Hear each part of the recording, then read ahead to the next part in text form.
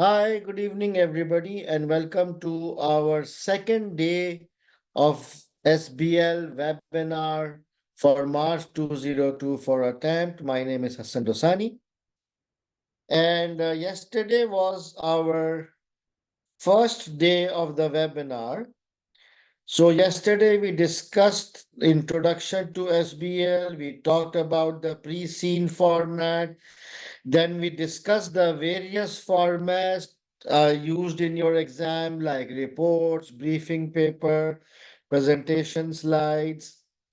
We spoke about the 5 professional skills. And most importantly, we spoke about the exam techniques. So these were the 5 things which we covered yesterday. And today we will start from the global prize winners, then we will move to technical articles, we will do some drafting, and then we will conclude by sharing the list of important topics and the study plan for last 3 days, right?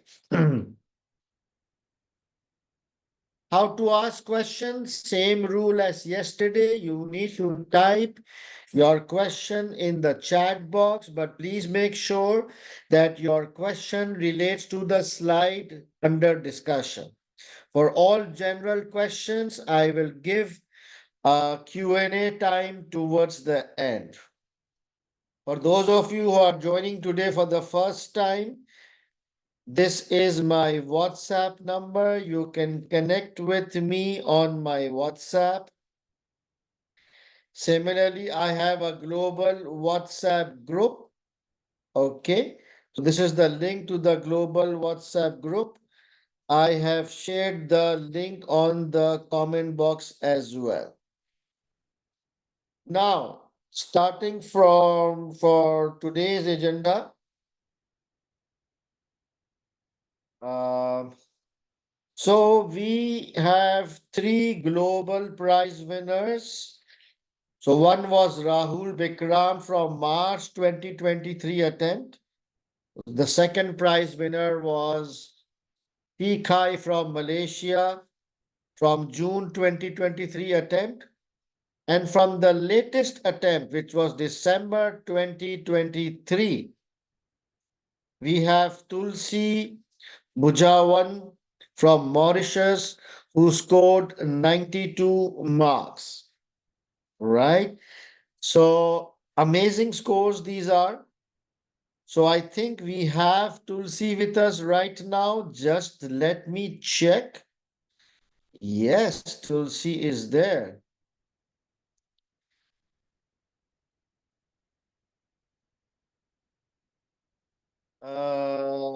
Tulsi, can you unmute yourself?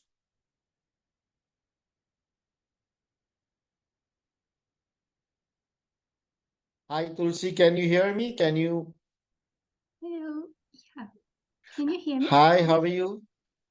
I'm good. How about you, sir? Very nice. Is it possible for you to open your camera? Yeah, it's open. Can you see me? Okay, wait. Let me see. Yes, I can see you. Hang on. All right, here we go. Hi, Tulsi, how are you? Hi, I'm good. So thank you for inviting me in your webinar today. I'm so You're grateful. look, you're looking good. So, first of all, big congratulations for scoring 92 marks in SBL in December attempt. That's a Thank you. big achievement. Thank you, And sir.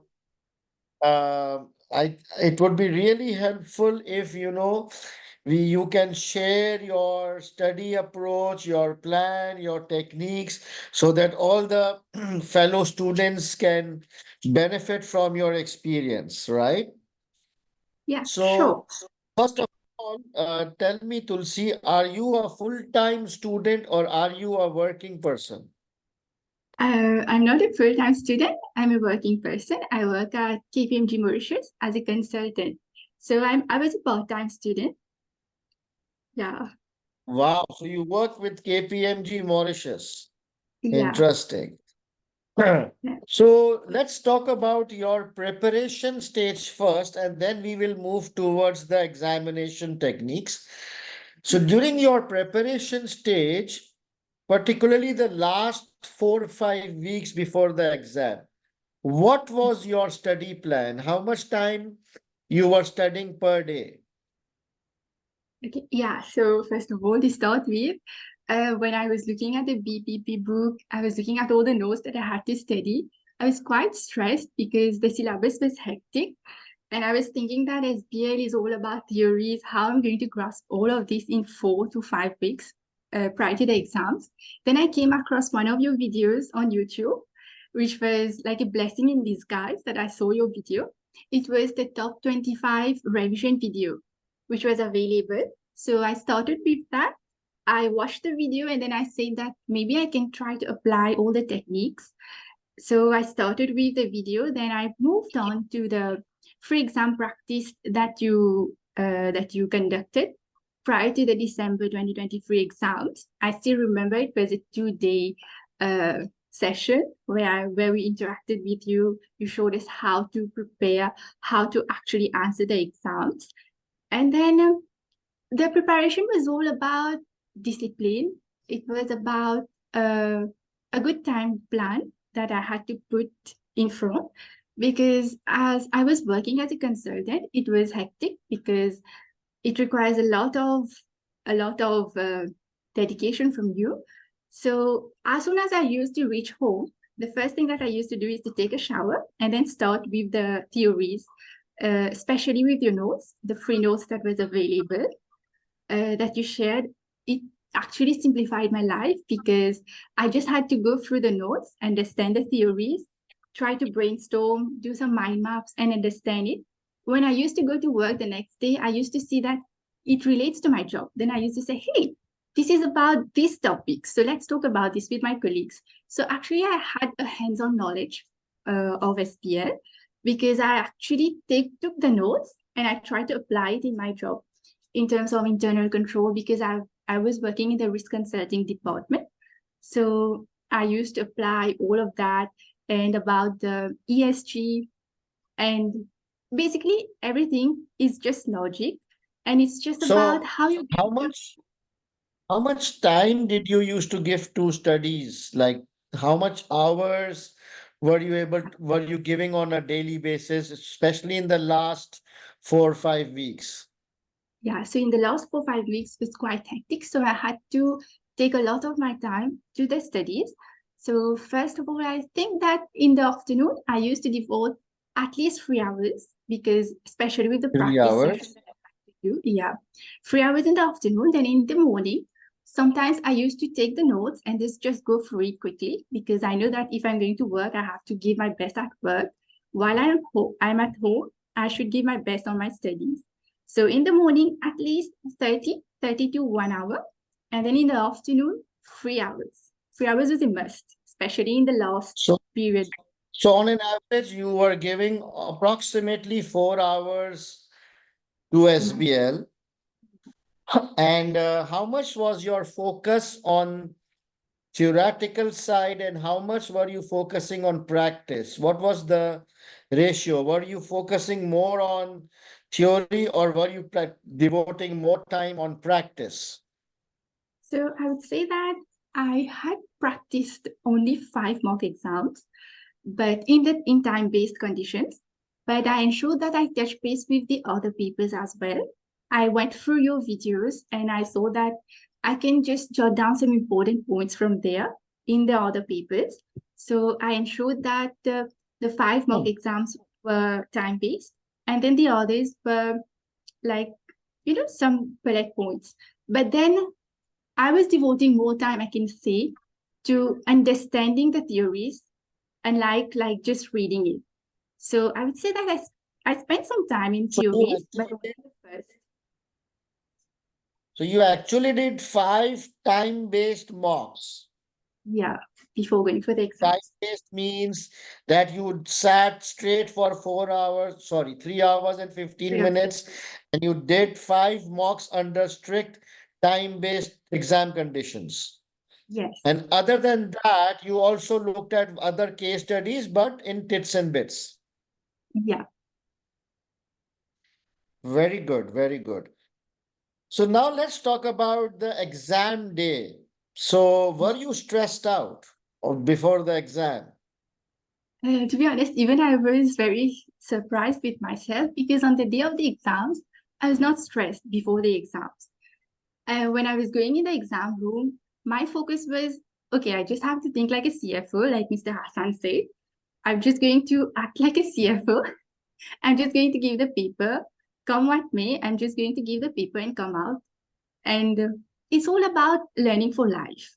So I think that on that day, I was only trying to give out what was inside of me in the best possible way.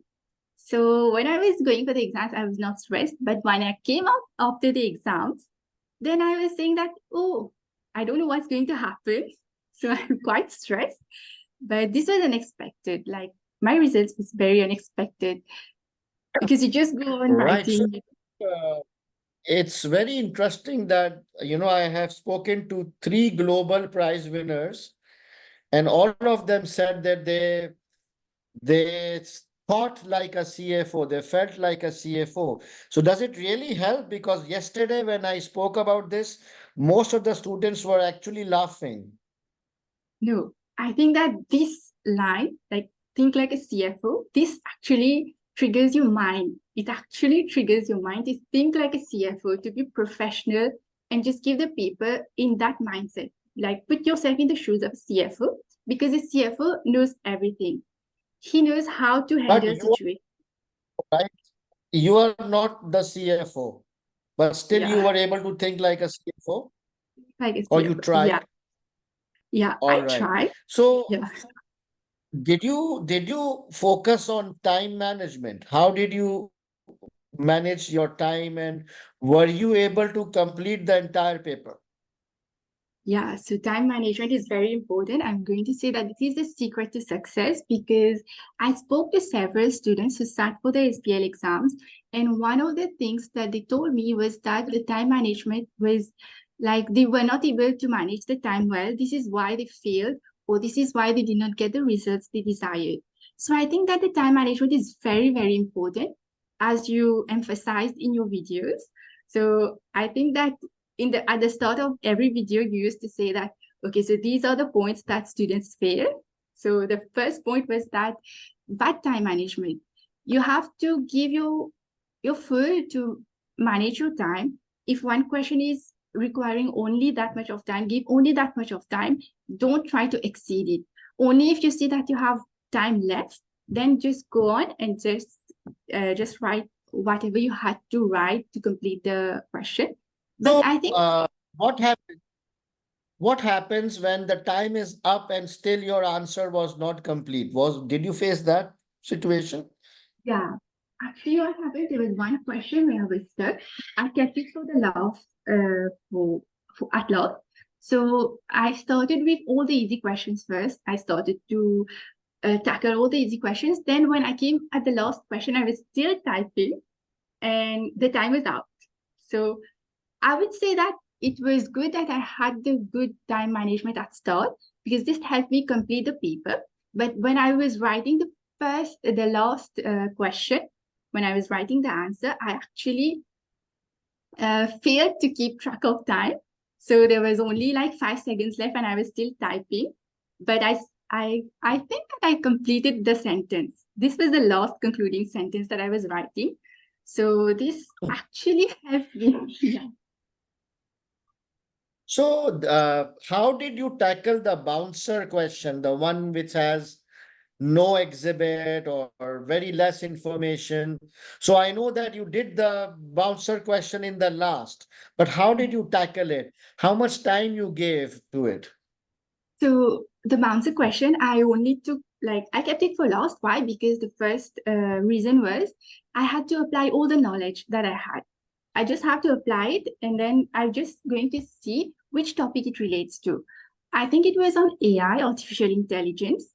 And then I said that, okay, I'll keep it for last. Then I started brainstorming on what I had read on AI and I tried to apply it on that question.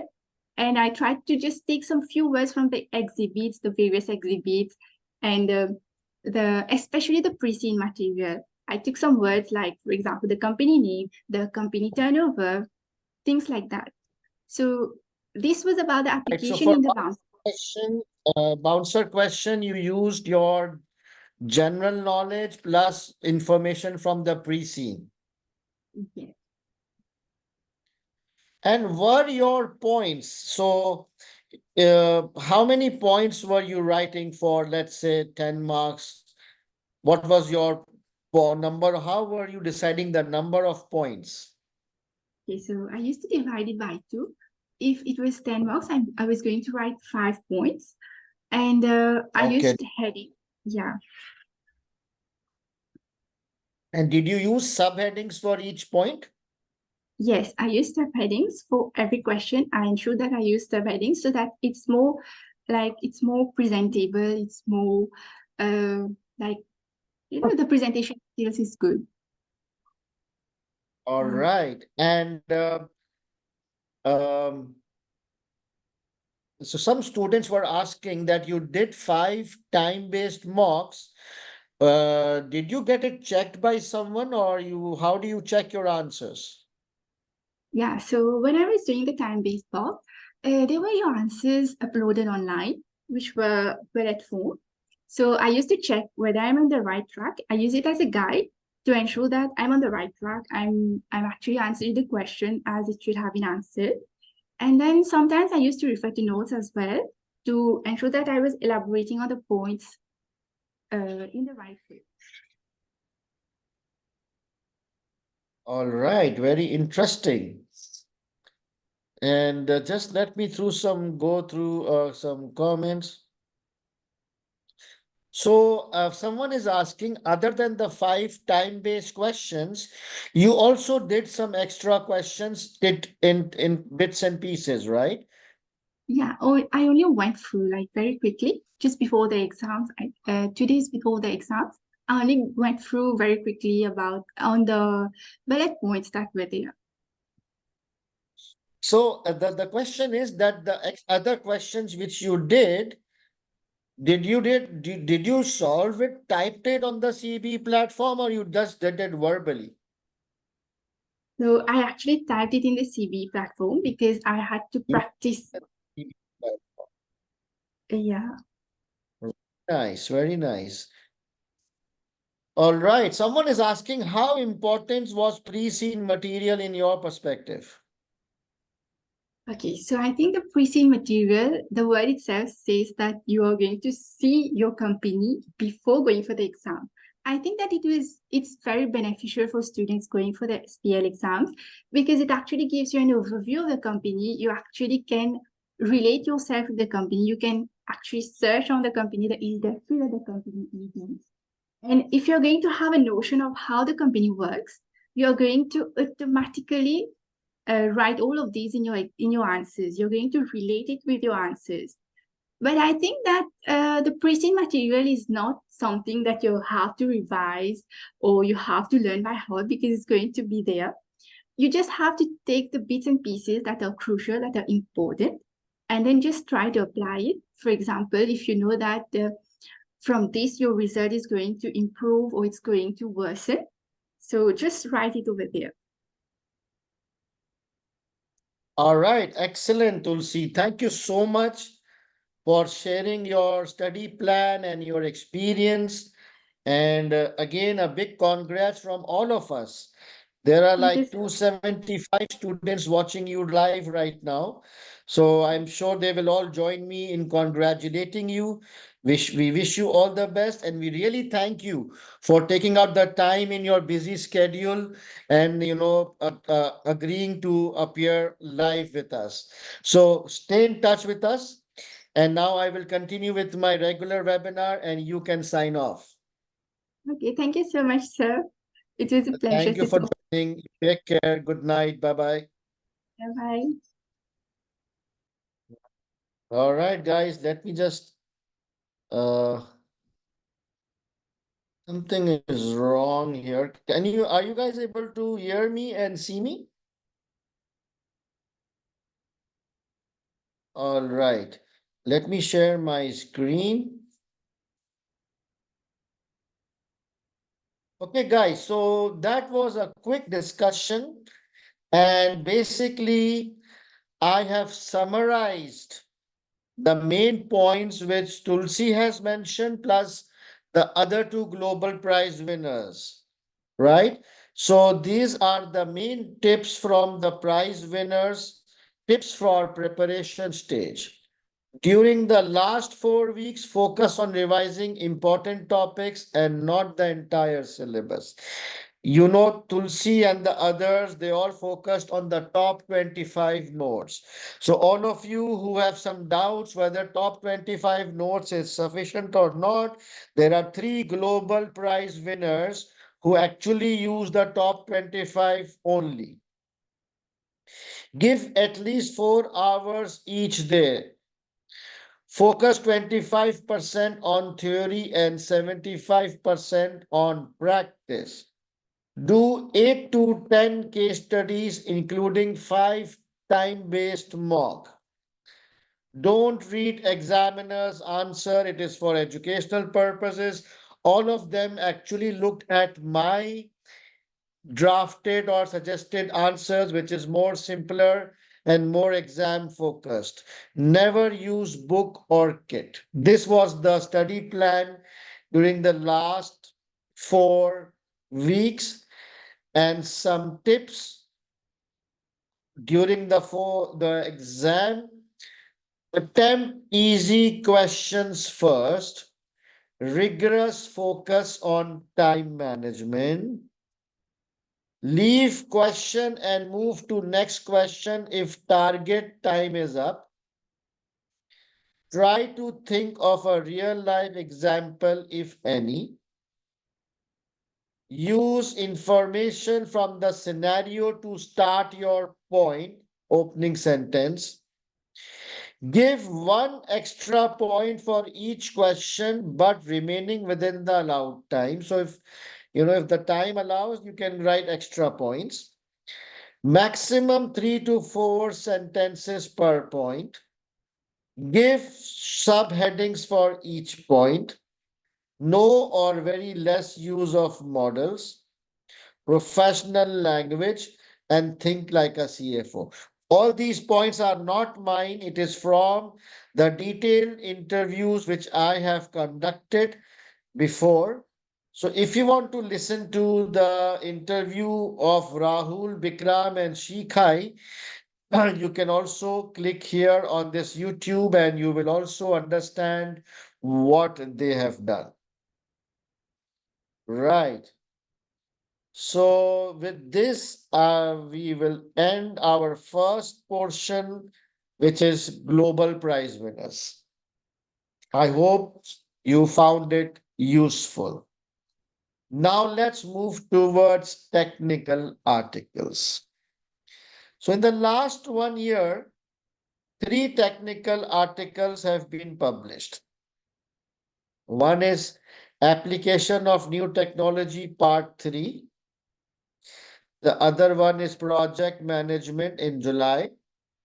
And recently, a new article was published, Growing in Partnership. Okay. So the first two articles, because they were published in April and July, I have already covered these two articles in my September webinar day 2. So the chances of these articles are relatively less in your exam, but if you have time, just go through my September 2023 webinar day number 2 to cover these two articles. Okay, I have already covered them in my previous webinars. The third and the latest article is Growing in Partnership. This I will cover today. The good news is it's not very difficult. Growing in partnership. As the name says, in today's time, organizations they tend to collaborate in order to grow, right? So there are many examples of various forms of collaborations between organizations. The first type is joint venture. Organizations can do strategic alliance, they can do franchise or licensing arrangements, right? So we just need to be familiar with these terminologies. What is joint venture? What is strategic alliance? What are the pros and cons? Franchising. So very simple article. So what is a joint venture? A joint venture is created when two or more companies create another legal entity in which each venture partners own a share. So, for example, there is a company A and there is a company B. All right. Now they decide to do a joint venture. So they will form another company called Company C, and they will kind of have a partnership or joint shares in the new company. So that new company will be called a joint venture company. uh, this is very common in oil and gas sector, because oil and gas sector involves, it is very capital intensive industry. It involves a lot of funds, it requires a lot of research, a lot of technical expertise. So sometimes it is not possible for one company to do all the operations. So in oil and gas sector, it is very common that two companies or three companies or five companies, they form a joint venture by creating a new organization, and they will share resources, they will pool resources, they will pool expertise, and then that joint venture will, conduct the business. All right. So in a joint venture, there will always be a new company, a third company will be formed. What is strategic alliance? Strategic alliance is also like a joint venture, but a new company is not formed. For example, there is company A, there is company B, they decide to work together. So they will not form a new third company. They will just work together based on a contract, based on a memorandum of understanding. So the only difference between a joint venture and a strategic alliance is the legal structuring. In a joint venture, there will be a new company, okay, which will be owned equally by the partners. But in a strategic alliance, there is no separate company is formed. All companies work together based on an agreement or memorandum of understanding. Is that clear? The concept of joint venture versus strategic alliance. Now it's kind of both are kind of partnership. We work together. In joint venture, we will form another company. In strategic alliance, we will not form another company. So what are the advantages of joint venture or strategic alliance? So it will help us, sharing of expertise. So when two companies, they work together, both of them will bring their own expertise. So sharing of expertise, sharing of costs. Obviously, if you and I are partners, we will share costs, we will sharing of risk, sharing of research. So as I said, oil and gas industry, it's very extensive. What are the disadvantages of working together in joint venture or strategic alliance? There is always chances of dispute. So when we are working with another company, there are chances of dispute in future, right? We might not agree on everything. We might disagree on some matters, and it may lead to a dispute. And then there is conflict of interest. That all the companies, their first priority will be to protect their own interest, right? So there could be possible conflict of interest. Very basic. You must just know what is a joint venture, what is a strategic alliance, what are the basic advantages of venture and alliance, and what are the basic disadvantages. Any questions on joint venture or strategic alliance? Is the joint venture 50-50 each? Not necessarily. It all depends on the mutual understanding. Sometimes one partner has more, the other partner has less. Yes, Kausar, you are right. The conflict of interest is slightly lower in strategic alliance. Now, let's talk about franchise. So, all of you generally know what a franchise is. A franchise is a commercial agreement where one party, the franchisor, contracts with another party, the franchisee, allowing them to use their brand and business model. For example, McDonald's, Pizza Hut, Subway, all these are classic examples of franchise.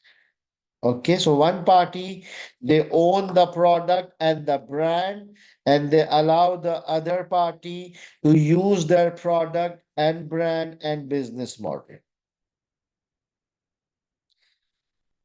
So, what's the advantage to the franchisor? Quick geographical growth, less capital requirement as franchisee invests in the business, availability of local expertise. So let's say, you know, I'm a company based in America and I want to expand to Europe, I want to expand to Africa, I want to expand to Asia. So I will find a local partner, I will sell my franchise, and that local person will invest in the business. He will take all the risks, he knows the market. It will give me quick geographical growth, geographical expansion. It will give me less capital requirement because all the investment is done by the local franchisee and availability of local expertise. Okay. What is the disadvantages to the franchisor? So number one, there is high dependency on franchisee. Quality might suffer. The franchisee might not, maintain the quality of your product. There is reputational risk. There could be dispute or conflicts of interest. And franchisee may eventually set up his own product and become a competitor. Right? As a franchisor, I need to be careful that whoever I'm franchising to, they should maintain quality, they should not, damage my reputation, and in future, they should not steal my secret or recipe and become my competitor. Okay. Now, what are the advantages to the franchisee? Well, franchisee has a lot of advantages. Association with a well-known brand or product. So if I start the franchise of McDonald's or Pizza Hut or Subway, it's a well-known brand. Burger King, Hardee's.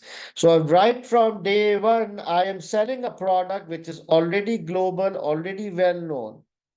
It is low risks as compared to launching a new product because it's already a tried and tested product.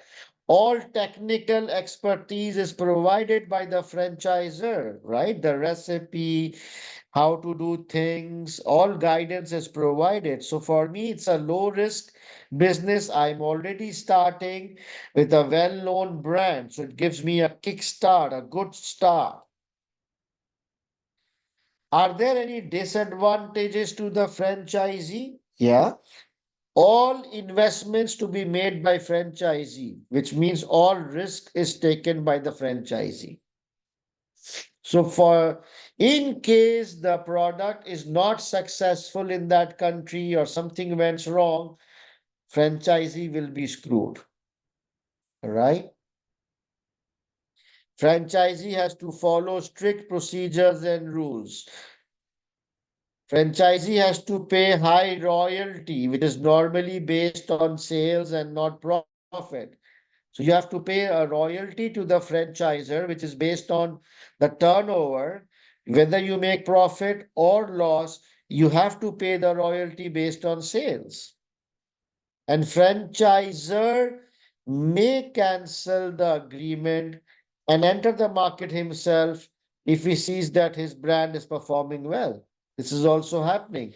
That some greedy franchisors, when the market is established, they cancel the franchise contract and start doing business themselves. Yes, boycott. Very good. The last topic is licensing. So franchising and licensing is quite similar. There is one small difference. Licensing is when the right includes the use of the product and not the business operating model. So in franchise, if you recall, allowing them to use their brand and business model. Under franchise, the franchisor, oops, what happened? Will use the brand and the business model, but under license, we will just use the product. To keep it simple, licensing is generally used for software or intangible product or intellectual properties, right? For example, Microsoft license. So for software, it's not franchise, it's license. Okay.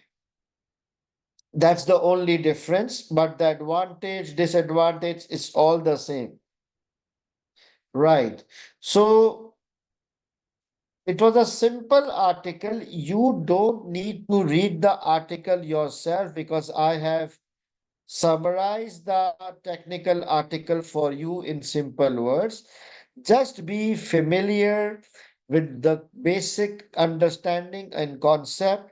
What is a joint venture? What is a strategic alliance? What is a franchise? What is licensing? And what are the respective pros and cons? Keep it very simple and basic. We don't know what is the context of this article, but maybe once we see the pre-seen material, maybe we will be able to figure out. Okay. So I might cover this again in my pre-seen workshop. So just for this attempt, let me recap. You just need to do 3 articles, which is, don't no need to go into old articles. Just cover these 3 articles because these are the 3 articles published during last 1 year. The high chances are for this one. The latest one is tested more, more probability of testing. And these 2 articles, you can watch my September webinar to get a high level idea about. So only do these 3 technical articles, okay?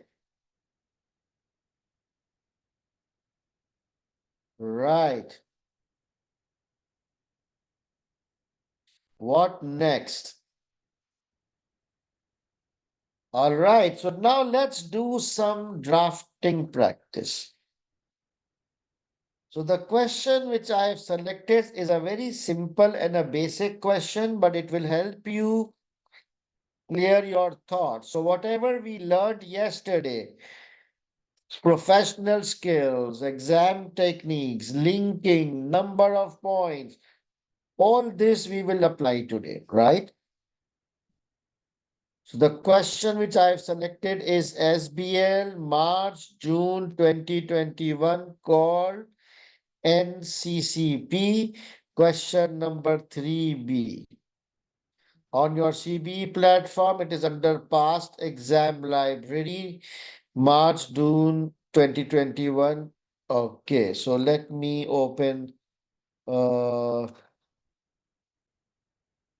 open my CBE platform.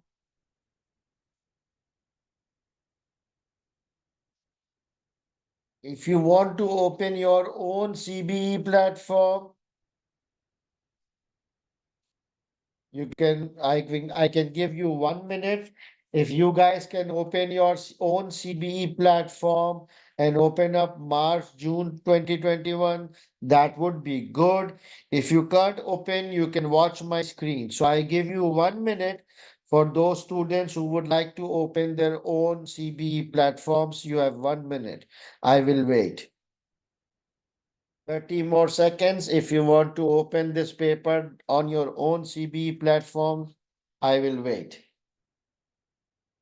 So we will be doing question number 3B. So what is the background?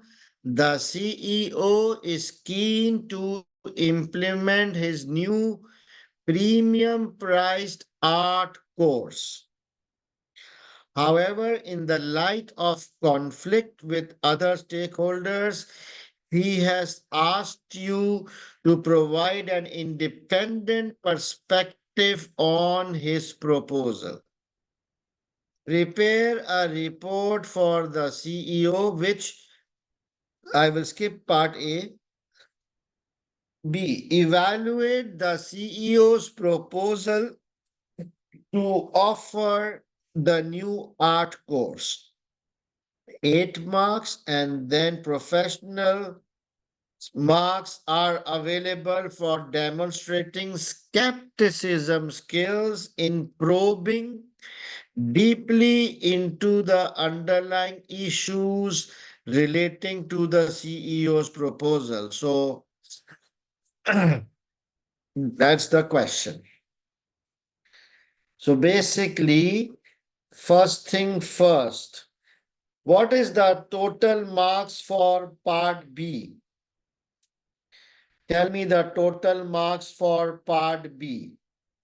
8 plus 3, 11. How many points for 11 marks? 11 divided by 2. 5 to 6 points or 5 to 6 paragraphs. Okay, done. Now something interesting. So the professional marks is skepticism skills, right? But the examiner will also provide you more details that what exactly he wants you to focus on.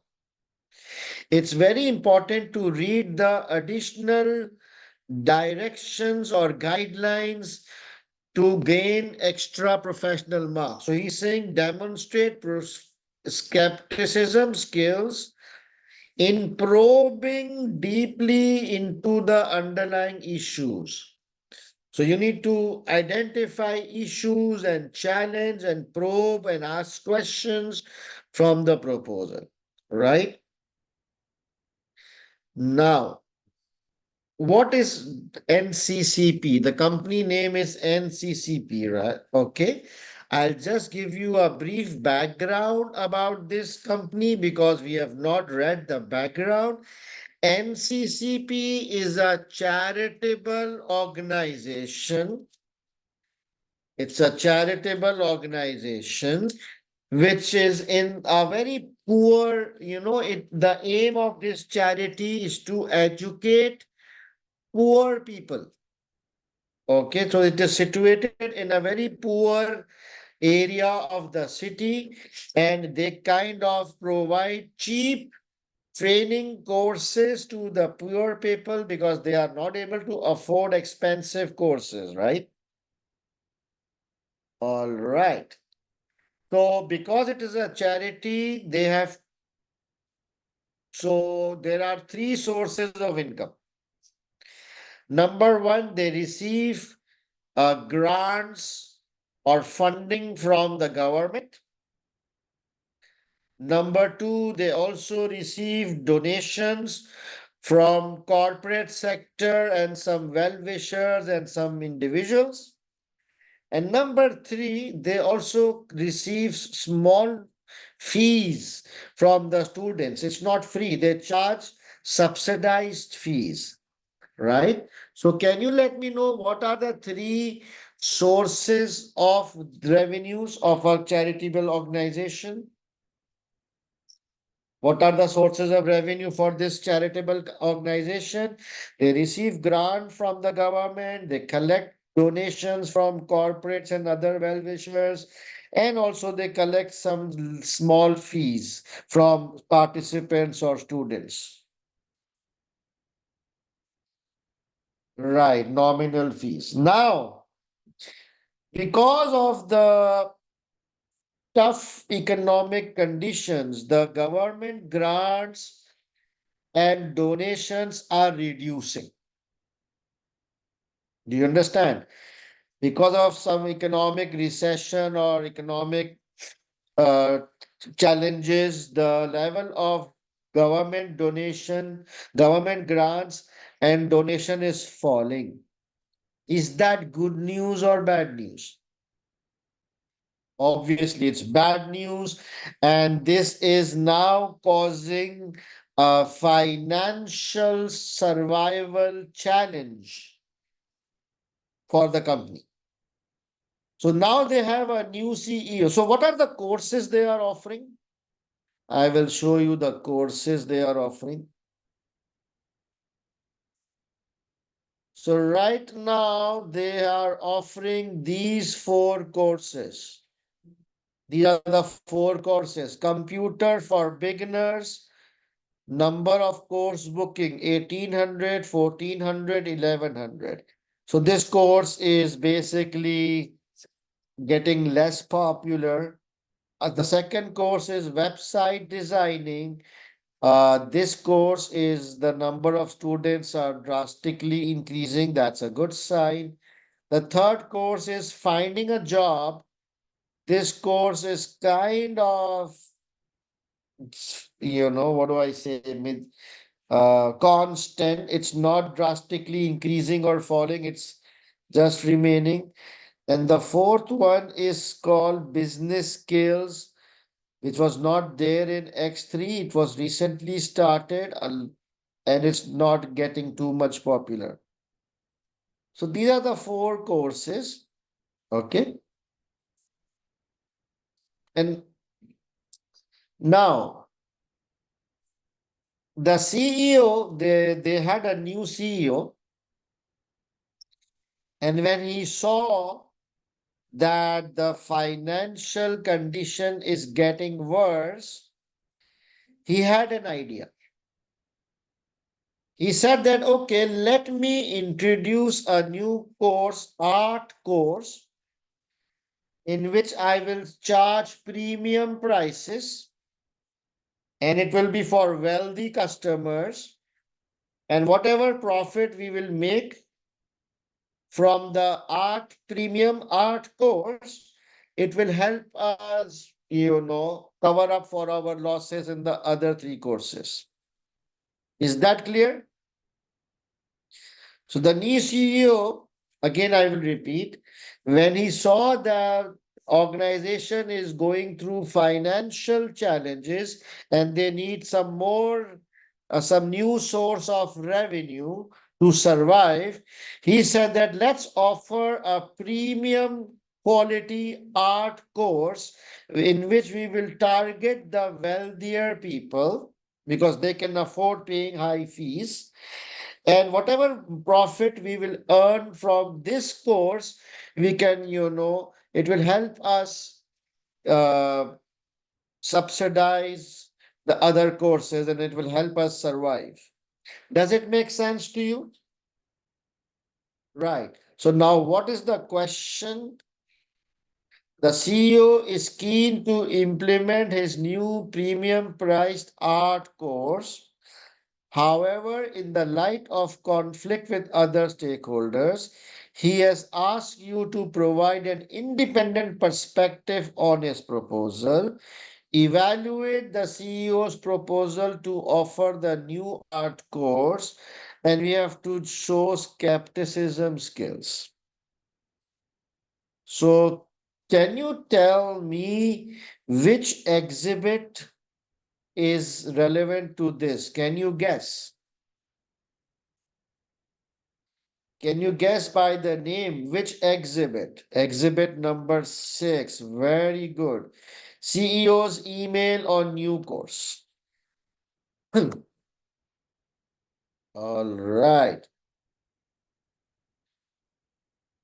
So I want you to read this exhibit in detail and identify, evaluate this um, uh, proposal, focusing more on negative points because we have to show skepticism skills. So to the consultant, a consultant from Philip Allen, the CEO, subject new course opportunity and date is May X5. Do you want me to read it or you want to read it? Shall I read it loudly or you want to read it? Okay. Because I think some students do not have a CBE platform, so I will read. Hi. Since starting at NCPP, I have been astonished at how my plans to make this organization financially viable are being criticized. I am particularly frustrated that my plans to increase revenue by offering new courses are being resisted. In order to find a suitable way forward, I have agreed to seek advice from you as an independent consultant. So, some people, some stakeholders are resisting this idea. I am convinced that there is a gap in the market for art courses. While such courses are available elsewhere, my courses will be run by highly skilled artists who will educate people about the science and history of art and also teach them practical skills such as how to develop their own. Can you identify any question in your mind here, any skepticism point? I can see. Remember, yesterday I gave you an example as a CFO, it is my job to question. So, what is he claiming? He's saying that I am convinced that there is a gap in the market for art courses. Should we ask a question on this? How can we make sure? How has he done? How does he know that there is a gap? Gap means there's a demand for art courses, right? I need to understand that. Has he done some analysis? Has he done some market research? Has he done some proper analysis of how many art courses schools are there? How many students are there? What is the demand? What is, all those things? I don't know. I can ask him that. Then, next paragraph, such a course will be targeted at wealthier, intelligent individuals. I understand because we want to charge premium pricing. Obviously, the poor people will not be able to pay premium prices. So the target audience is wealthier, intelligent individuals. That makes sense. There is a scope to charge considerable premium for these courses, and the surplus can be used to subsidize NCCP's other courses. The courses will run on weekends. I know this is a busy time for NCCP, but it's the most convenient time for our target participants. So this course will run on weekends, but weekends is busy for NCCP. Busy in what? Busy in running their own standard courses, right? That website designing and all those things. So if we start running art courses on weekends, do you think it will affect? How will it affect the other courses? Okay. We cannot compromise on those because that is our main course. As I have a passion for art and painting, I have been told to put together the entire proposal by myself. I have a good friend who is accomplished artist and will therefore design the course and deliver it. Unlike other freelance tutors, NCCP will pay him for designing the course, but in return, NCCP will retain the copyrights on the materials. Then there is some financial calculation. So I will come to that. So first of all, what is the format required? Let's draw the skeleton of the answer. What's the format required? It is prepare a report for the CEO. So let's prepare the skeleton of the answer. So that's the high level format. Report to, from, subject, date, introduction, non-financial matters, financial matter. These are the two subheadings which I gave on my own closure. Two, do we know the name of the CEO? I think yes, it's here. I just copy from here, Philip Allen, CEO. Philip Allen, CEO from. What is our role? I think our role is mentioned in the first exhibit. You are management consultant. So we are an external person. So we are subject. What subject? I can pick the subject from new art course. Okay, I will say new date was, I think the date was mentioned somewhere on the email, May 20x5. Okay, so I'll just use that date. Introduction. This report. And then I will copy paste from the requirement directly. Evaluates. Now look very carefully. It says this report evaluates the CEO's proposal. Is that correct? Can you identify a mistake here? It says this report evaluates the CEO's proposal. That's not correct. Why? Because the report is addressed to the CEO himself. So you will say this report evaluates your proposal to offer new art course. Understood? So this is where communication skills comes in, that you need to be careful how you draft your report.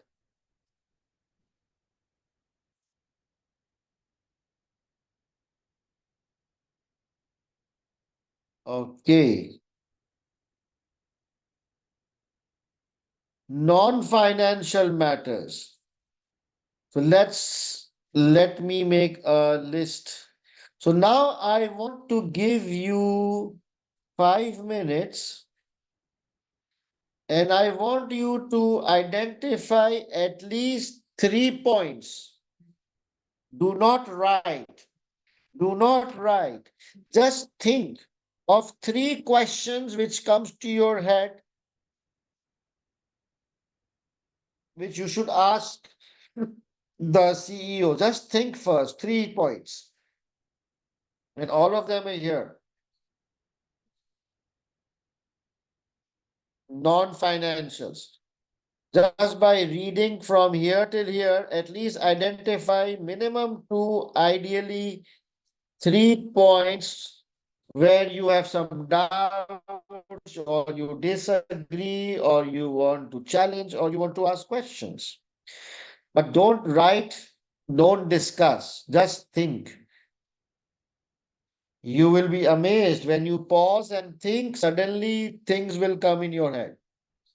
Think like a CFO. If you were reviewing this proposal, what further investigation or questions would come to your mind? Please don't write. Okay, 1 minute, think. If you are done, please type done. Think of 2 or 3 points. Okay. So I can think of 3 points. Okay, first, please type your points. Let's see.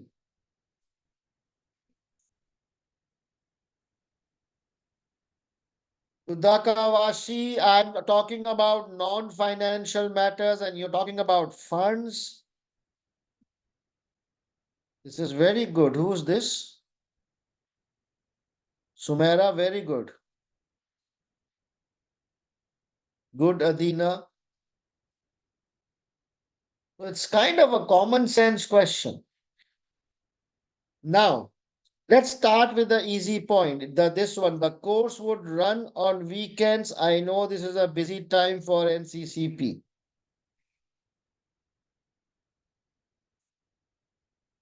So I will always start from an opening sentence. I will copy this.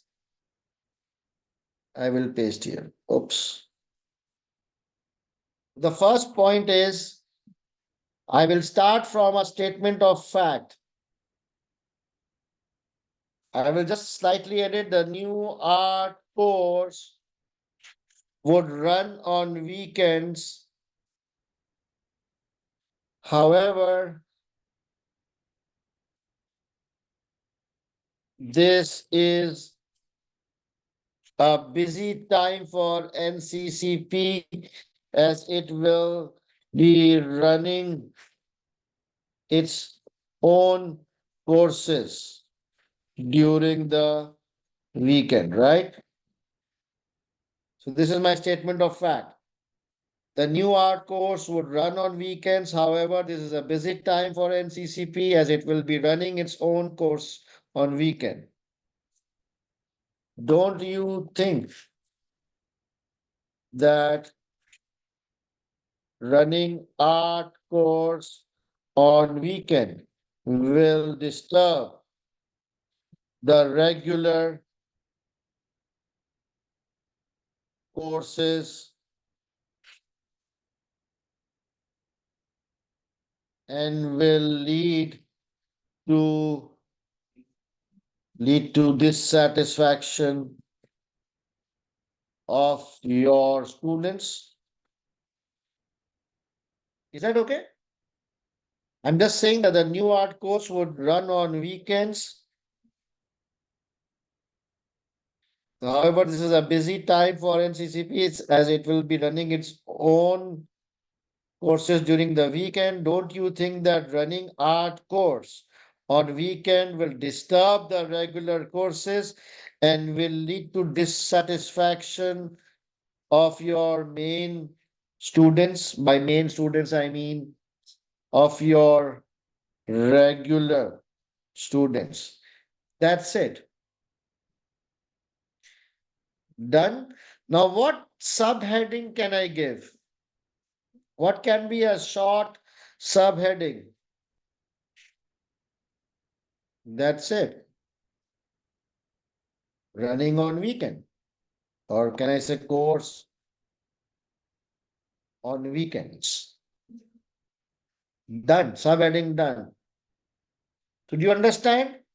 The first sentence is an opening sentence, a statement of fact picked up from the exhibit, and then I elaborated on it and the impact of this on my business.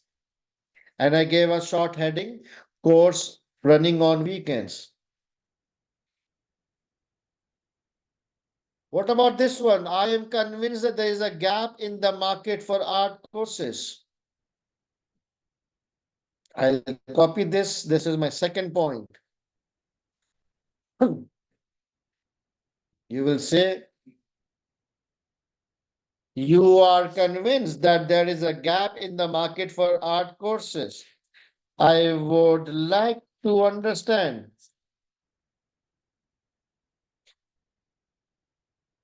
what is the basis of this assumption.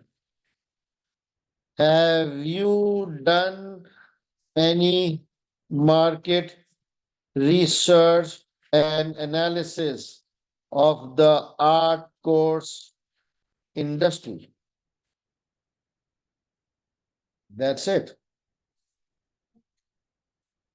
What will be the subheading?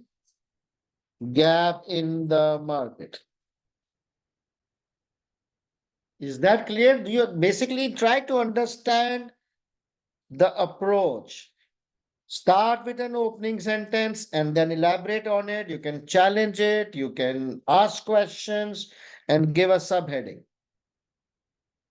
See, I'm writing very small. I'm not elaborating. I'm not going into lengthy discussions.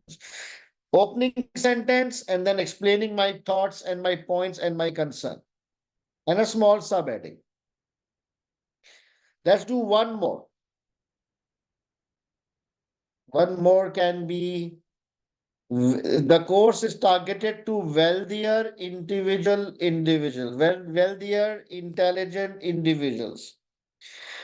And he's saying that will charge considerable premium for these courses. You know? So I have two concerns here. As a CFO, I will ask that the course is targeted at targeted at vendor individuals, and there is a scope to charge considerable premium for these courses. So I have two concerns. I would say that, have we benchmark the prices with other institutes? I mean, why would someone pay considerable premium for these courses? No, everybody is not stupid, right? So I will ask that, have you compared your prices, or have you compared your premium prices? How do you know these guys will pay? And secondly, do you understand? It's a very logical thing. So we will say, have you analyzed what are the prices charged by other art colleges, and why individuals will pay premium price to attend course with NCCP? What's special about this? What's special about you? Done. So now let's talk about financial. I can add one or two more points, but it's okay. In total, how many points we require? 5 to 6 points. So let's give 2 or 3 points on financial matters, right? So now let's study the financials. I want you to look at this. The initial cost of designing the course book will be 12,000. That's a one-time course. Each course will generate a profit of $1,000. which breaks down as follows, assuming 20 participants. Revenue $125 into 20 participants. That's my revenue. Tutor fee is 800 less art materials 25 per participant, course book 8 per participant. Total cost is 1460, profit per course is 1040. Very good. This is as per his calculation. The course will run monthly and generate an annual profit of 12,480. The art material and course book cost assume that we purchase a year's worth of each in advance to take advantage of bulk purchase discount. Oh my God. So now I give you 5 minutes. Identify at least three questions or areas where you are not convinced or you would like to challenge. You can talk about the initial cost of designing. You can talk about, he's assuming 20 participants, generate annual revenue. We need to buy 1 year of books in advance. So please don't write anything, just think first. Please don't write. Can you stop writing? First, think of 3 points. Please get into this habit. In your exam, pause for 1 or 2 minutes, gather the points in your head, and then start writing. So you have 1 minute. Identify at least three things you can talk about. Time starts now.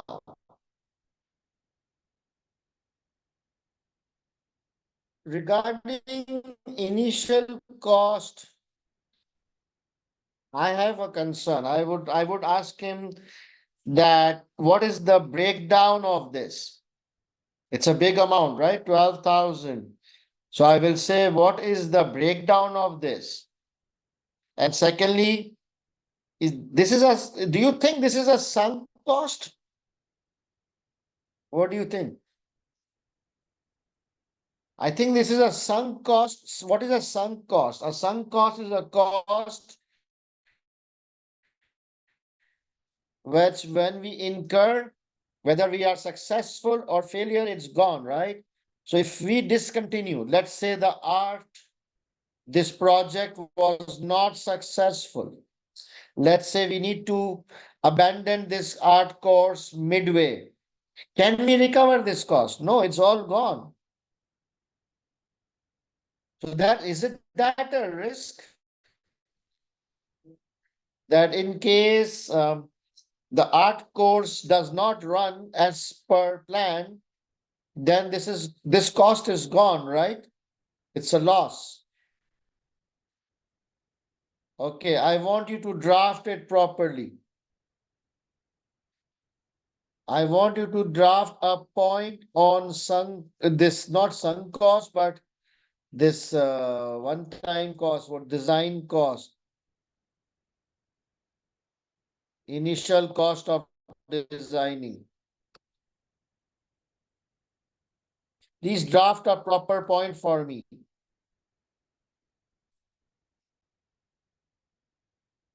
Dipti, you are sounding like an accountant. Allocation and this and that.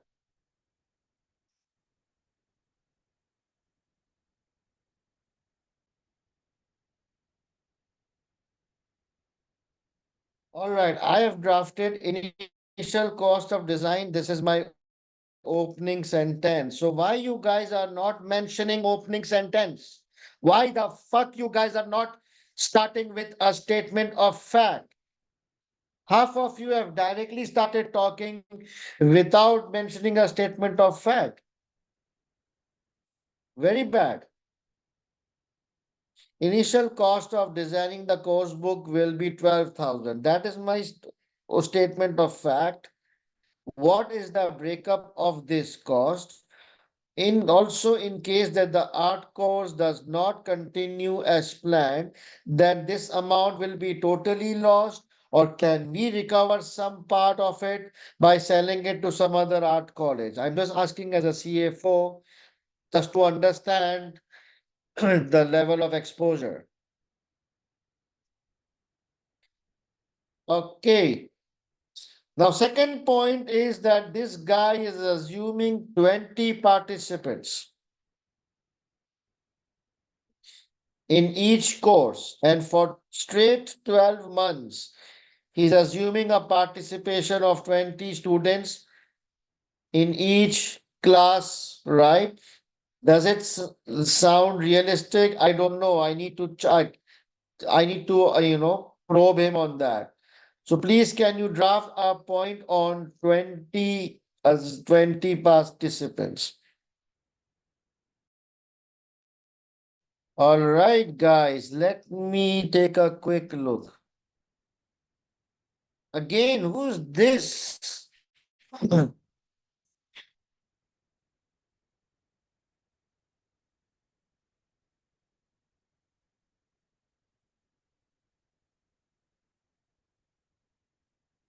Let me go through your comments. Just give me a second. Um, Mariam, very bad drafting. No opening sentence, no nothing. Mohammad Isab, what kind of drafting is this?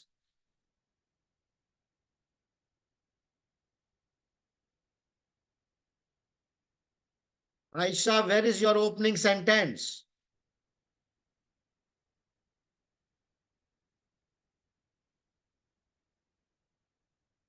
Ahmed, very short. You need to expand a bit. Where is your opening sentence, Ahmed?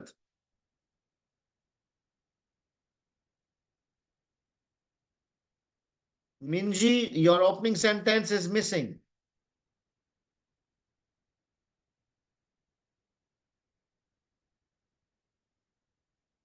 Rutendo, it's a bit short. Dhara, where is your opening sentence?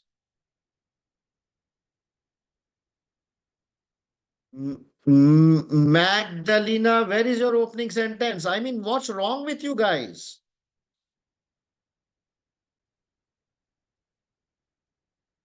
Nairine, it's very nice, but it's a bit lengthy. If you are fast in drafting and typing, then it's okay. Otherwise, you need to reduce your size.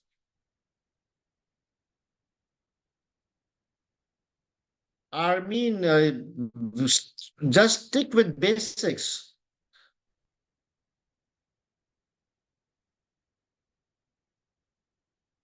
I don't know what you're saying, Armin. You're complicating stuff. I'm just going through everybody's point, but I cannot comment on everybody. So look at my drafting. I said 20 participants as a heading, and I said you have assumed that each class will have 20 participants. This is my opening sentence of fact. And then I'm saying, what is the basis of this assumption? Have you done any survey? In case if the participants are less, then the course may not generate profit. This is how a CFO talks, right? You just don't ask question, boom, boom, boom. You need to explain your concern that, what is the basis? It's an important assumption. And if it is not met, the course will go into loss.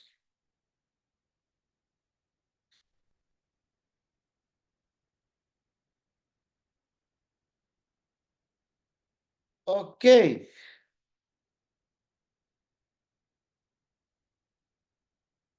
The course will run monthly and generate an annual profit of 12,480.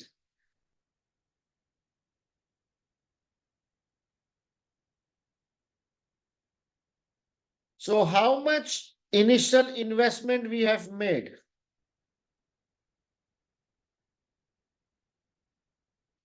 12,000. So how much time we will take to recover our initial investment? Almost 12 months, right? Almost 1 year.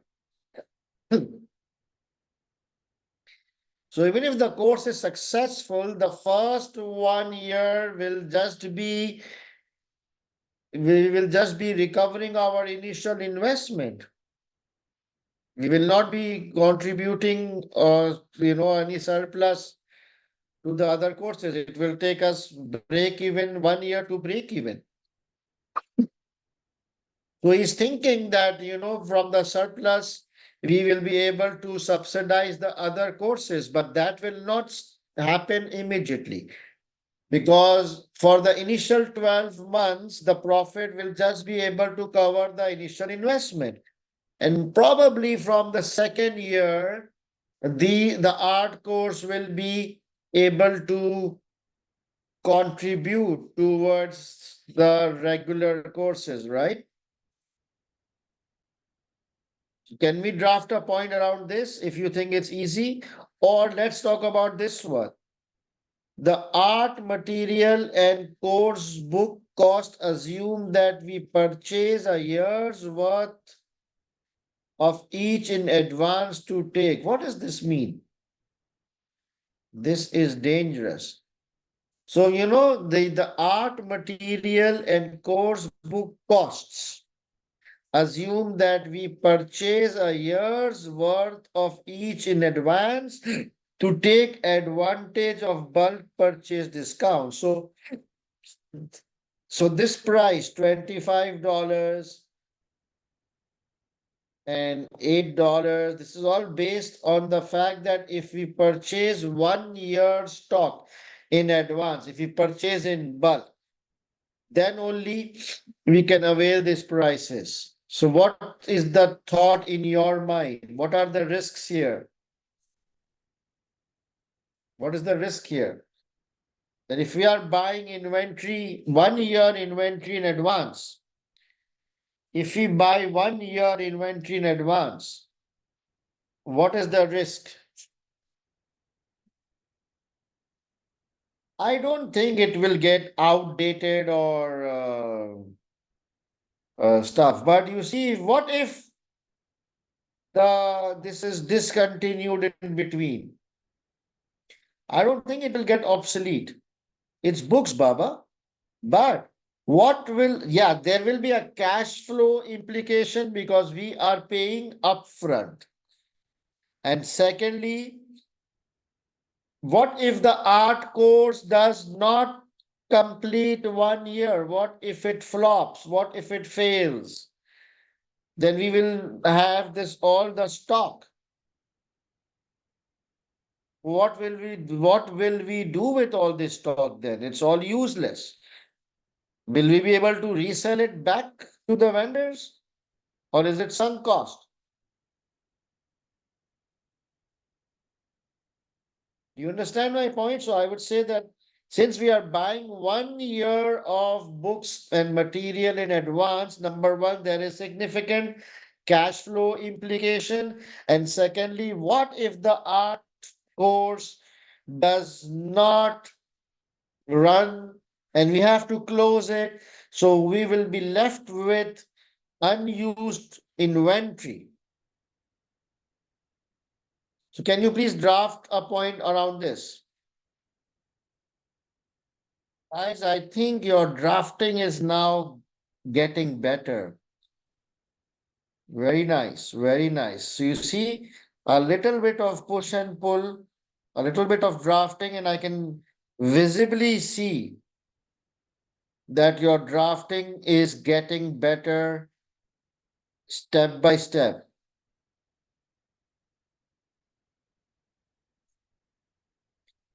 Amrita, I cannot comment on individual thing. If I see a problem, I will comment. If I don't see a problem, then it's okay.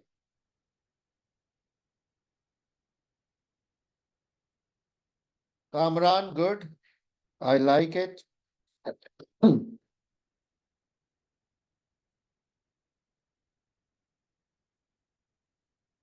Yes, Elnur, absolutely correct. So someone mentioned that under non-financial, there is a risk that we are a charitable organization, and if we start running premium commercial courses, there is a risk that our donations or our grants might reduce. Absolutely correct. In fact, this point is written in some other exhibit that, the government, the donors, and the staff are not happy because we are a charitable organization and we should not be running premium courses. Otherwise, it will adversely affect our donations. Good point.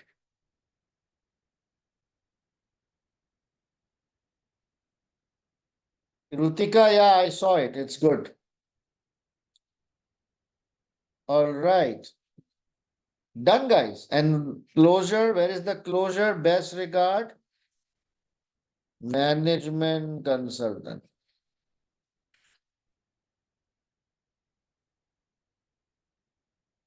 So now let's look at the answer. We have the format, report from, subject, date, introduction, non-financial matters, and we gave 1, 2, 3 points, and financial matters 1, 2, 3, 6 points done, and khalas. Chiku, we have to prepare one report covering part A and part B both. Okay. Guys, did you understand the approach or the technique of linking and drafting? That is what I wanted to demonstrate, that we did a lot of things. Number one, we made the format or the skeleton first. Number two, we identified points. Number three, we always start with a statement of fact, copy pasted from the exhibit, and then we elaborated our thoughts, our concerns, our questions. These are very small points.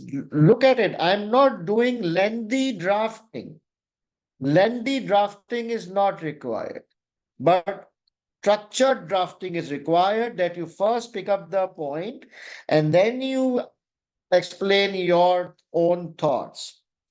And did we do skepticism? Yes, we did skepticism. We challenged, we asked questions, we identified various risks. So this is a basic. So this is the approach which you need to learn when you are drafting.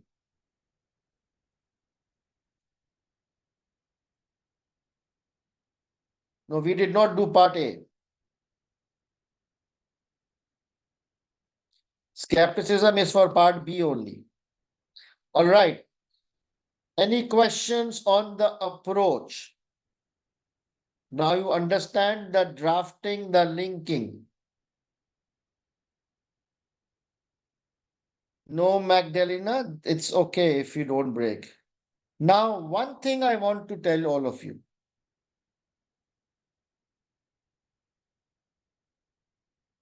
Always get in a habit that before you start drafting, first mentally gather 3 or 4 points. Do not start writing immediately. Take a pause of 1 minute, go through the points you have highlighted, think what are the good points you can pick up. And then once you have thought of good points, automatically the quality of your answer will be much superior. Some students, they start read and they suddenly start drafting without thinking, their quality will be low.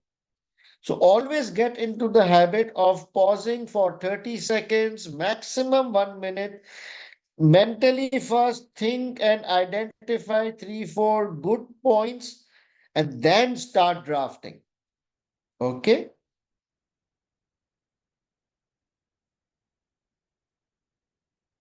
Do we exercise skepticism in full question? Yes and no. It all depends on the availability of information.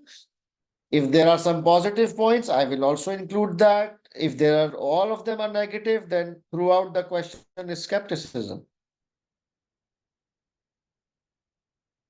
All right. Okay, so done with the drafting. I am done. I hope you enjoyed and you learned the drafting and linking aspect. So if you want to, if you think that this drafting session, this was a very small draft question. It was a very brief drafting session. And if you think it really helped you, then I strongly suggest that you enroll in my revision batch, because we will be doing 5, 6 case studies solving just like this. I will share the revision batch details after a few slides. All right, do you guys need a break now? Can we take a 10-minute break? It's 9:25 in Pakistan, so I will see you 9:35. Okay, I will see you sharp 9:35.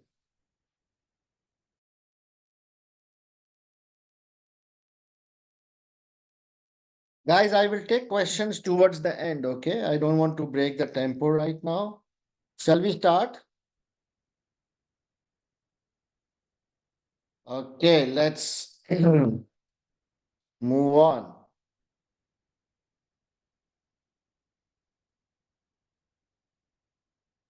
Now, I'm towards the last leg of my webinar. So this is the list of important models. Pestel, Porter 5, Strategic Position, SFA, SWOT, Corporate Parenting, ENSOF, Harmon, Mendelog, Cultural Web, Context of Change, and Risk Mitigation Process. Other than this, forget about all the other models, okay? Where can you learn about these models? You can watch my top 25 important topics video on YouTube. I've covered all these models there.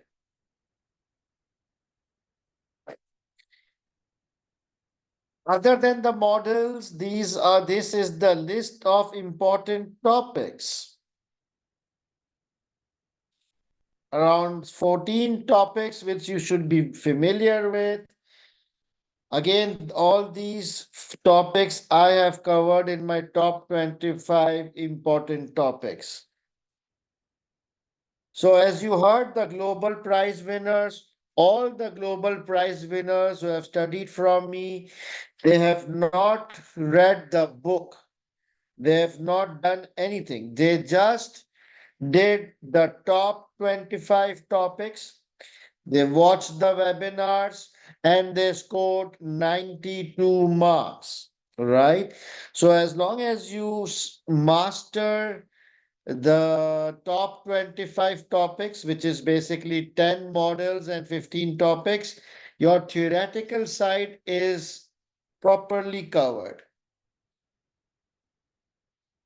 All right, so quick recap about exam techniques. We discussed exam techniques yesterday in detail. So time management is very important. Okay. The other thing is linking with the exhibit. We did this today. I demonstrated to you while solving or drafting how we link with the exhibit. Number of points we discussed yesterday. If it is a simple question, you divide by 2. And if it is a weakness and recommendation question, you divide by 4. Format of your answer, you've seen that you make formats, headings, subheadings, small paragraphs, and most important, the bouncer question we will do in the last. So all this you can, I covered this yesterday in a lot of detail. Recap about the various formats. So we covered all these formats yesterday. I will share the handout. of yesterday and today after the webinar. Okay. Then then you need to remember the 5 professional skills. We discussed it yesterday. This is a brief summary. Now, sometimes there are some risks of the CBE software in your exam condition. Sometimes the copy pasting function does not work. Sometimes the highlighter does not work. Sometimes when you copy paste, the fonts are all, goes crazy. These are all bugs of the system. It does not happen to everybody. It happens sometimes to few of the students. So if this happens, you must call the examiner and you tell them what the hell is going on, and you might refresh the browser so it might get fixed. Okay. Also, the copy pasting option is a bit different in the real exam. So, there's an option of moving, selecting, and an option for copy pasting. It's a slightly different from your practice platform. So don't get confused. Now, this is a study plan for self-study students. Okay, if you don't plan to take any classes, it's okay. You can study on your own, but make sure that you follow this step by step with proper discipline. Right? Those of you who are already enrolled with me, I will be doing this study plan with you in the live classes. But those of you who are not enrolled and planning to do self-study, this is a study plan. The first thing is you watch the top 25 topics video, you read the top 25 topics handout, you then watch the March 2024 webinar, which is this one. Then you practice the following questions on CBE platform. So you need to solve these 4 questions on the CBE platform. After that, you do 3 time-based mocks. The global prize winners, they have done at least 5 time-based mocks, but you must do at least 3 time-based mocks, and you can do these 3 questions under time-based mocks. Okay. So if you follow this study plan, guys, please hold your question. I will take questions in the end. So this is a plan for self-study students. If you follow this properly, you need to devote 4 hours each day from now onwards. You can easily pass SBL if you follow the study plan and you follow all the techniques I explained in the webinar. But obviously, if you are a self-study student, it requires a lot more discipline at your end. Okay. That's my message. Stay away from book and revision kits. Forget about the book, forget about the revision kit. Why? Because number one, you don't have enough time left. You just have 3 or 4 weeks. So you cannot do the book and the kit. Secondly, 50% of the paper is common sense. So don't waste your time on the book. Practice, practice. Okay. And you can just practice on the real SBL past papers. There are so many past papers available, more than 12 or 13 papers are there. So no need for books, no need for kit. So what are the courses I'm offering for March? So the number one right now is the revision or the drafting classes. So if you think that today's drafting was really helpful, you must enroll in my revision classes. It is starting from 10th of February. We will be doing 4 full case study. We will be doing 3 mock exams. I will check 1 mock script. It also includes the pre-scene workshop and a grand revision. All this is included. The investment is 105 US dollars or PKR 15,800 for Pakistan students. Please message on this number for further details. Okay. What is the schedule of the revision class? So here is the schedule.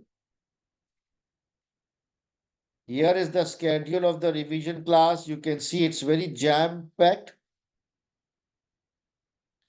So classes will be held every day from 7 p.m. to 11 p.m. Pakistan time. So all students who are working can also join, because that is why I have kept evening classes. And in case you miss any class due to any reason, all classes will be recorded as well so that you can watch them later on. So, for example, I'll just explain. So, the first case study we will do is EX Marine, day 1 and day 2. So, 10th of Feb and 11th of Feb, we 2 full days, we will do EX Marine. Then there is 1 day gap. Then after that, we will do Qualita Homes. After that, we will do Nola Toys. And then mock 1, mock 2, mock 3. And then here is the pre-scene workshop. It is on 28th and 29th of Feb. Okay. And then the grand revision on 8th, on 2nd of March. So this is the schedule. I will share this schedule on my paid groups as well. Okay. If you don't want to enroll in the revision batch, you just want to enroll in the pre-scene stuff, only participate in pre-scene. It will be held on 28th and 29th Feb. 2 days, 8 hours of dedicated workshop. Okay, the pricing is without grand revision, it is $30. And if you want to include the grand revision, the price is $40. What is included in grand revision? I will revise past papers. We will quickly revise 6 or 7 past papers, their questions, their answers, so that everything can be refreshed. It will be a 6-hour class. Again, those students who are already enrolled in my regular batch, recent batch, or the revision batch, this is included in your package. Otherwise, you don't need to buy it separately. That's my global WhatsApp group. I have shared the link before as well. These are the contact details. All right. So here is the end to our webinar for March. Now I am open to questions. Okay, I'll go one by one. Is there any package available only to get mock exams marked? Hanan, unfortunately, no. I am so busy with marking the mocks of my paid students that I will not get the bandwidth to mark mocks of other students. So I'm really sorry to disappoint you. When we will have access to the recording of the webinar, inshallah, I think by tomorrow evening, both day 1 and day 2 will be uploaded in YouTube as well as on your paid VIFHE portal. Sir, the pre-December mock question on Medium was difficult question. So should we ignore it or practice it? Shakti, this question is no more there. This is replaced by pre-March mock, which is Corjet. And I will cover that in my revision. Core is saying the question we just did asks us to evaluate and we criticize each point in a negative tone. But do we need to show a positive way? Okay. So Kaur has asked a very interesting question. I want you to listen. That she's asking, or I don't know, he or she, uh, the question we did, it said evaluate the proposal. And we talked about all the negative points. And we did not talk about the positive points. And yesterday, if you remember, I had said that under evaluation, we cover both pros and cons, correct? So, core, it says evaluate the proposal. This is under technical requirement, right? What we discussed yesterday that we have to cover both pros and cons is from a professional skills evaluation point of view. But here it's not mentioned evaluation skill. Here it's mentioned skepticism. So if it is mentioned evaluation skills under professional marks, then you have to include pros and cons. Okay, is that clear? It should be mentioned under professional skills, not technical requirement. Ria is asking, sir, they wanted a report for both A and B. Do we combine both part answers in one report or we split? Yes, so we will combine because we will have a combined report which includes both part A and part B. Handouts and notes I will WhatsApp after the webinar on various groups. Do we need to pay online or bank transfer? Anything is possible, whatever is easy for you. Please message my coordinator and they will guide you. Which mock will you be checking? One, two, or three? I will be checking mock number two, which is smartware. No, Giso is asking, it will be better to do practice questions. So when we meet, we already familiar. No, please. I don't want you to be familiar. I want you to, participate in the class and discussions. Okay. Please don't do it on your own. Will a topic-wise revision be done? Yes, I will have a topic-wise revision for financial projections and risk management, but for my paid students only. By examiner answer, do you mean the answers published by ACCA itself? Yeah. Where on CB platform I can find mock exam? It is under somewhere. It is a mock exam. It's under, I don't know. It's called pre-March paper. Reset batch including the revision and drafting classes. Yes, the reset batch includes everything. I will share the Google Drive link. Okay, that's a good idea. I will share. How many times should I repeat the questions? At least once. And if you have time, two times. Yes, Umar, regular students also need to solve this question again. Which question? I'm just browsing through some comments. Is there any package to check mocks separately? No, dear. Uh, is it important to watch all your webinars? If you're a self-study students, then yes. If you're a paid students, then no need. I am there in live classes. Examiners answers. So please avoid reading examiner answers because those are for educational purposes and not suited under exam conditions. If you want to look at the answers, you can look at my suggested answers, which are more shorter, simpler, and exam focused. It's all available in my Google Drive. I will share the link on the WhatsApp group. Osama is sir planning as we will go through the task first and check about the direct linked exhibits as discussed. If no direct exhibit, then it's a bouncer. What if there are direct exhibit to the task, but we are not able to find it about looking at the heading is not reading all the please.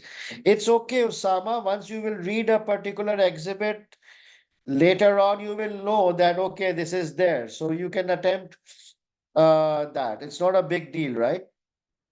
You will read all the exhibit eventually. So if you find something which relates to a bouncer question, you can utilize that information. From where can we get time limited mocks as all the mocks on CB? There is no time limited mocks. You have to time yourself. Okay. On the CB platform.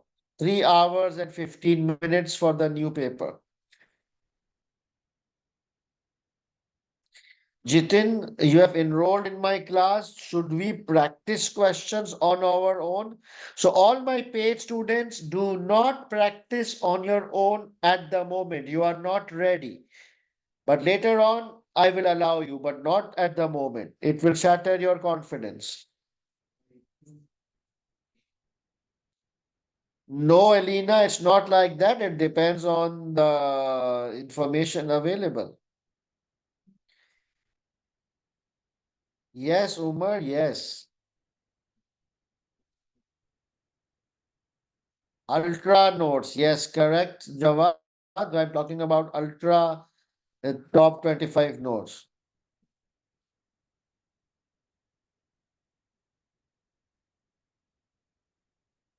I don't know, Sannan, about ACCA mock. If it is on the CBE platform, I will do it. If it's a private ACCA mock, then I will not be able to do it. Oh, interesting question by Nasif. Is there any benefit to use Study Hub by ACCA? Not for SBL. Forget about SBL. SBL just focus on top 25 and one third time on theory and two-third time on practice. For other subjects, I think ACCA Hub is good, but for SBL at this stage, forget about the ACCA Hub. Usama, I will be conducting 3 mocks, so you will be doing those as well. Can we attend case study before your live class? No, please, not at the moment.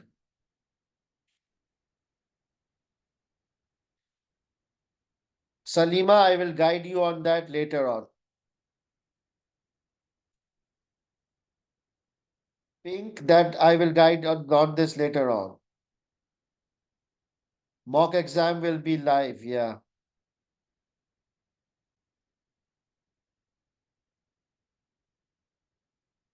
Anonymous, that's fine. I agree with you. All right, guys. So I think I will share now all those things. Mir Fayaz Hassan, you need to join the revision batch, my dear. Okay, because you lack practice and drafting techniques.